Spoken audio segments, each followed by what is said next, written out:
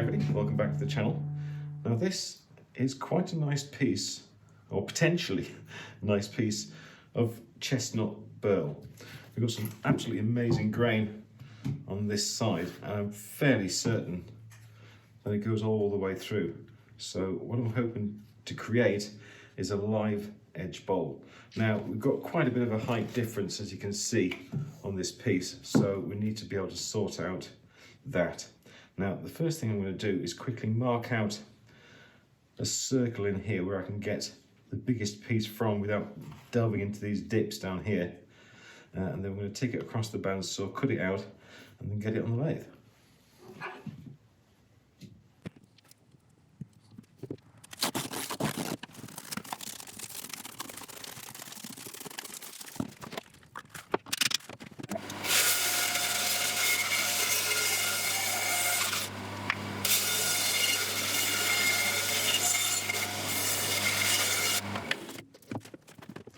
Okay, so there we go. A nicely cut blank.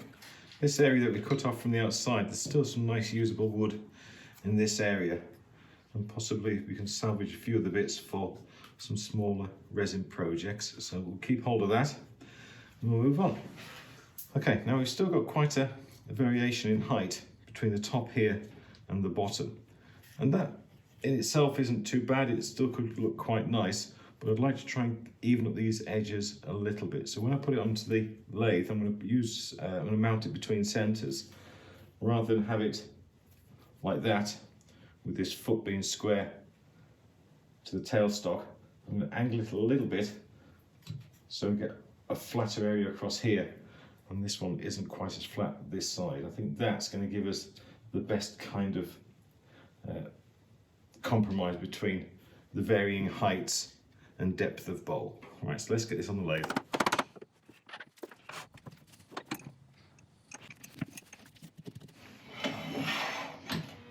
Okay, we're on the lathe. I've sharpened up. Now it does look a little bit funny, and we're going to start turning at about 570, 580 RPM. The tailstock is well locked off to keep us safe, and we'll also be wearing the JSP face shield, which is designed for high impact, and of course the face mask as well, which is PPF 3 rated. So we are doing everything we can to keep us as safe as possible. Like I said, I've sharpened up, so the first area to take notice of is this bottom edge. I'm going to start whittling that down and then start shaping the sides.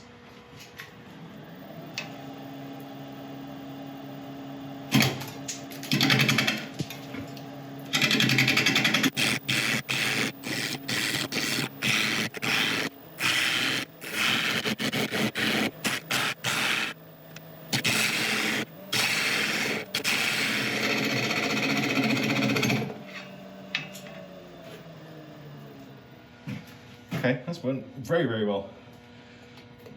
Really, it's a funny old looking shape now. Cutting this area all the way around to here, and then this top edge. You can still see the flat area as it was around here. So I'm going to start taking this edge up. So we're cutting all the way around, including this bit here, and see what kind of shape we can get. Okay, the bark is quite loose in places. I'm not expecting to keep it.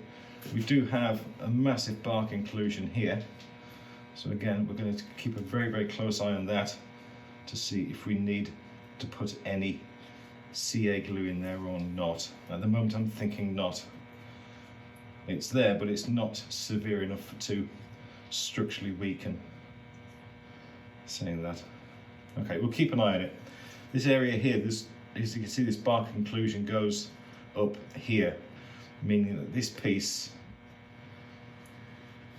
there is potential to lose that, so we are going to keep a close eye. It all depends what happens in there. But anyway, we'll start taking up the sides and see what happens. I've managed to pick up the speed a bit now. We're up to about 750 RPM.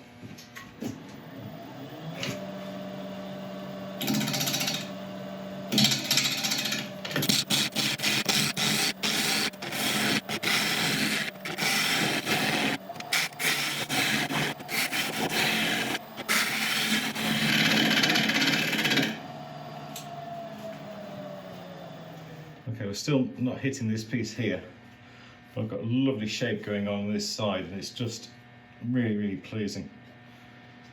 So I'm going to carry on. But look at that grain. Yes, we've got these bark inclusions going through, but that's all part of wood. Okay, as I'm shaping this side, I'm going to start creating a foot on here, which is going to be used as our tenon. Because we're turning between centres, I can't use my usual internal, my usual mortise on this. So we're going to have to make a tenon that we can grab with jaws on the outside. Right, I'm going to carry on a bit further up this edge. This is looking nice.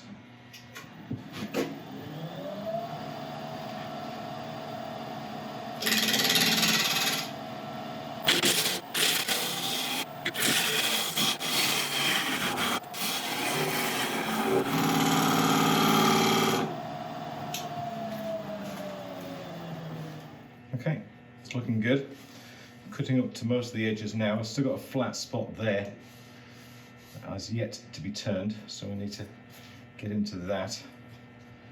But apart from that, well, there's a little bit there as well. It's okay.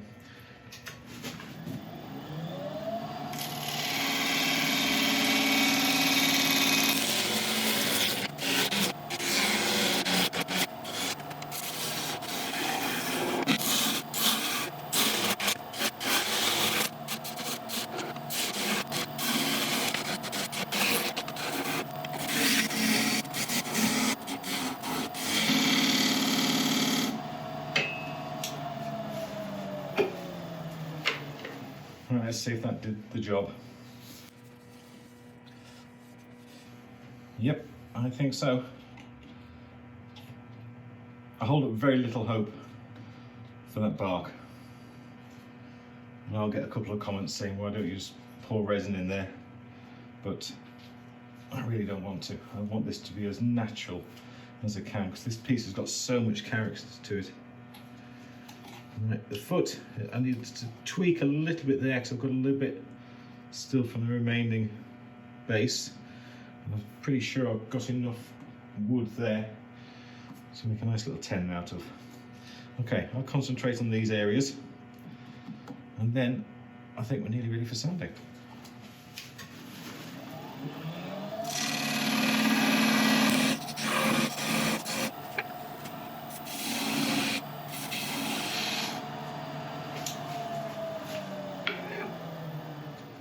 Okay, that's those areas sorted out. We've got a nice defined tenon on there, which will do it beautifully.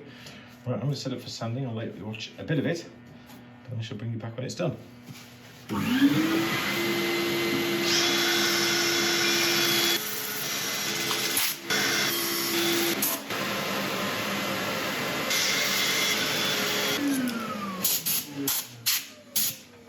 Okay, sanding went well. I'm going to quickly turn on the overhead extraction, get out of the workshop until it all clears, and then we can carry on. Okay, air's all nice and clear. Now I'm just going over with a bit of isopropyl to clean out any dust from the grain.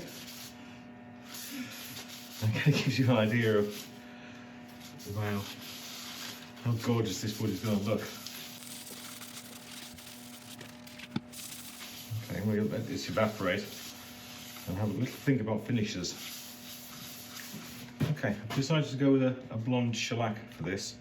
I'm just going to put a bit in a pot so I can brush it on. Yes, I found the brushes, thank goodness. Right. I'm brushing it on because I want to be able to get into all the nooks and crannies and get into the bark as well. I'm not sure exactly how much we'll have left by the end in terms of bark, but I want to try and save as much of it as I can.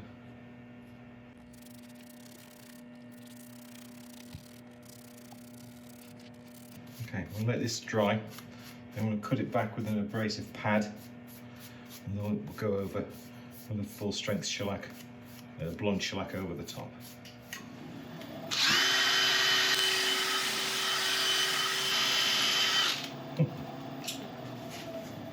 Okay, and now on with the normal blonde shellac, full strength. We'll do the same with this. We'll let it sit in And then we're going to go over the top with abrasive pad again.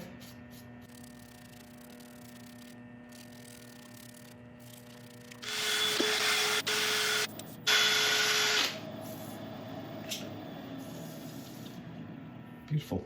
Right, I'm just going to put a coat of a special wax over the top of this just to help protect it. And then we'll be able to turn it around and start hollowing out. Right, this is a Renaissance wax. I've been collaborating with Dean at Goodwood's UK. And it's designed just to help protect the surface of wood and many other things as well. You can use this to condition the bed of your lathe, any silverware or anything like that. It just adds minute film over the top. It just helps protect all the muck and the grime and everything like that getting stuck to it. It's mainly based around a microcrystalline wax. Okay, I'm just going to blur out the bits that are in the grooves and then we'll just buff that in.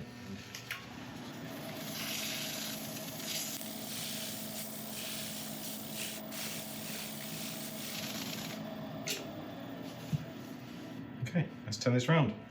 Okay, we're all sharpened up again. I'm using tailstock to start the hollowing.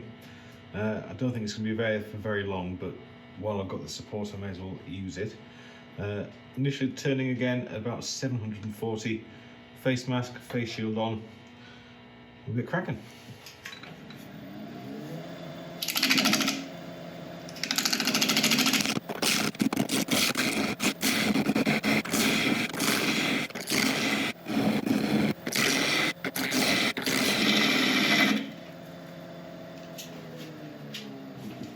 Okay, that's pretty much all I can do with the tailstock there, so that's going to have to go now.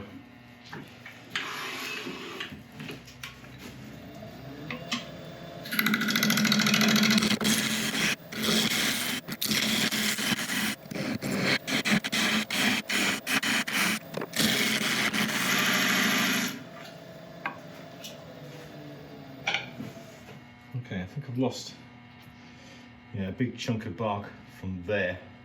I heard it hit the wall. Just see if I can see it. Not that one.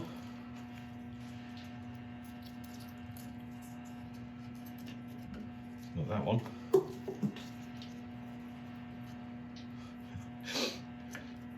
It's not that one. It's not that one. Okay, all right. This is, no, that's, yeah.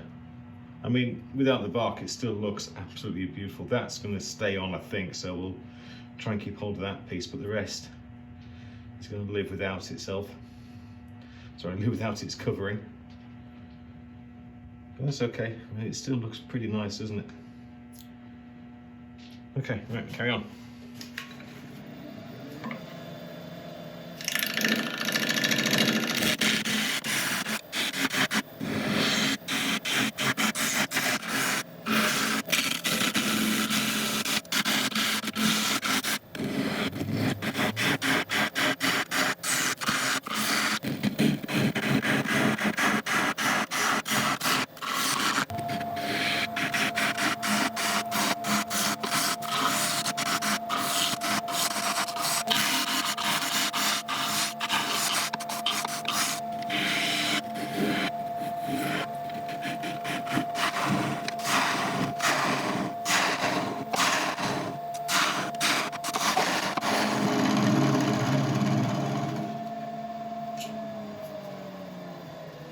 Okay, we're nearly there. The overhang that we've created is causing a great deal of problem with these kind of cuts across the centre because I keep on catching the stem. Oh dear, okay. Yeah, it's done that to it. Don't worry, I shall sand that. Right, and it keeps on catching pieces like that with the shaft of the gouge. So I'm going to continue to come across, clean up these cuts, and that should bring us hopefully to the right depth. Ready for finishing. If I have to get a scraper in there to finish off, I will do, but I'll try and do it with a bowl gouge first.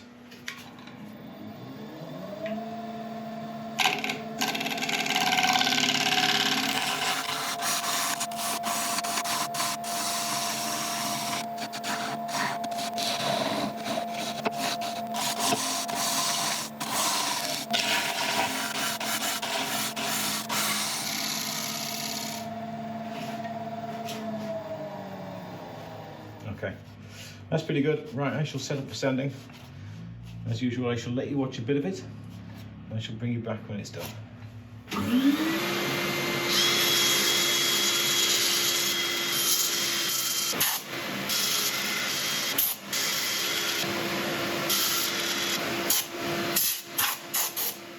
Okay, as before, I'm just going to quickly get out of the workshop and let my air scrubbers clean the air, and then we'll come back and carry on. Okay, air's nice and clear, so I'll just wipe this down with isopropyl. And again, first chance to see the amazing grain we've got in here.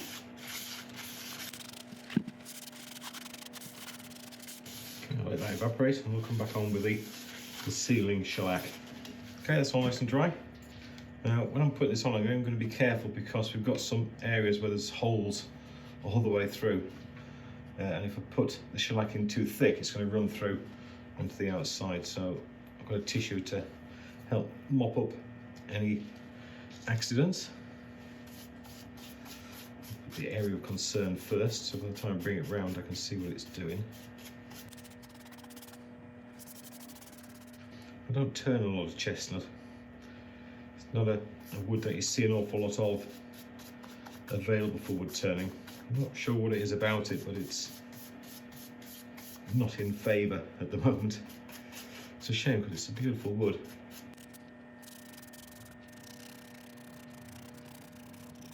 Okay, now before I just let this dry naturally, but I am going to give this a wipe over because there are a lot of potentials. There's a lot of potential for running and spoiling areas that are already finished. Just a light wipe, just to pick up excess.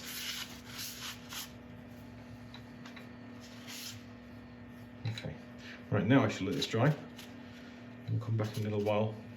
Cut this back with the abrasive pad again, and then on with the final coats. Okay, now back on with the full strength shellac, brushed on again, tissue handy.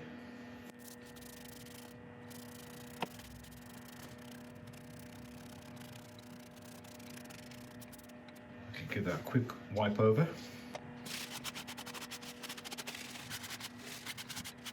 Again, we'll let it dry, we'll come back, use the abrasive pad, and then we'll put the new wax on. And then we're going to turn it around and take off the tenon.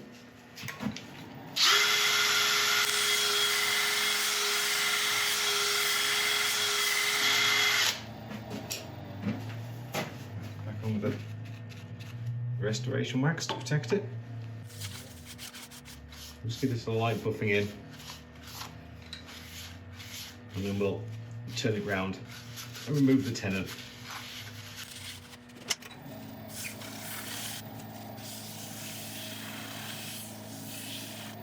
Okay, let's turn this round.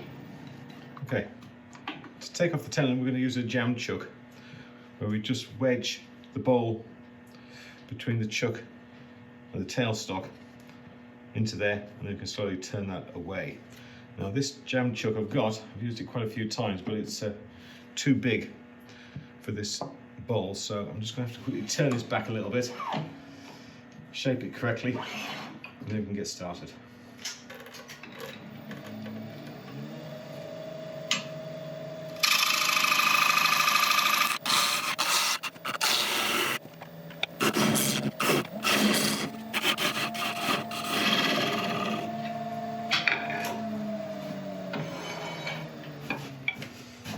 Holding some grip cloth,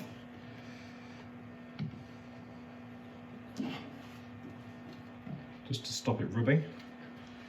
Now the tailstock is going to be put back into that hole we made at the start, and that should have it exactly central. It worked, excellent. Right, a bit of tension, lock it off, and I can slowly start whittling this away. I'm not going to take it all the way off. When I'm as close as I dare, I'll take it off, chisel off the remainder, and sand it.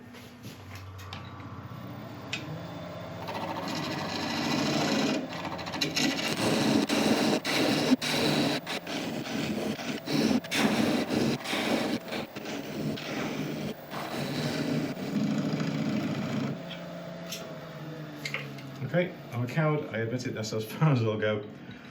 I want to quickly get this sanded and then I'll bring you back and we'll take a look at what we've done. Well, there we go. A rather pretty burl chestnut natural edge bowl. I'm pretty happy with the way this one all came together. I do love the curved design. I do love the bark inclusions with the holes all the way through. It's a shame we couldn't have kept more bark on the edge, but I always thought from the start we'd be doing well to keep any of it, let alone as much as we've got. I'm also pretty pleased the way the initial design idea came about. We had a very much of a sloping piece at the start, and by just offsetting it on the lathe, we've managed to create a top edge which is fairly even. If we hadn't have done that, if we'd just lined it up with the bottom of the wood, then we'd have had pieces up here and pieces down here, which I don't think would have suited it quite so much. Anyway, there we go. I'll put some beauty shots of it at the end. If you've enjoyed this one, I'd really appreciate a like and subscribe and all that kind of thing. And if you could share it as well, then that would be absolutely incredible. I don't have to keep on getting lost in the grain of this wood. It really is just utterly gorgeous. I do love these natural bowls. The more gnarls and stuff in the wood, the better it seems to look. Anyway, there we go. If you do leave a comment as well, you are going to be entered into the giveaway when we next do one. I'm not quite sure exactly when that's going to be, but if you do leave a comment, you are going to be entered. Apart from that, thank you very much indeed for watching, and I shall see you all next time. Thank you.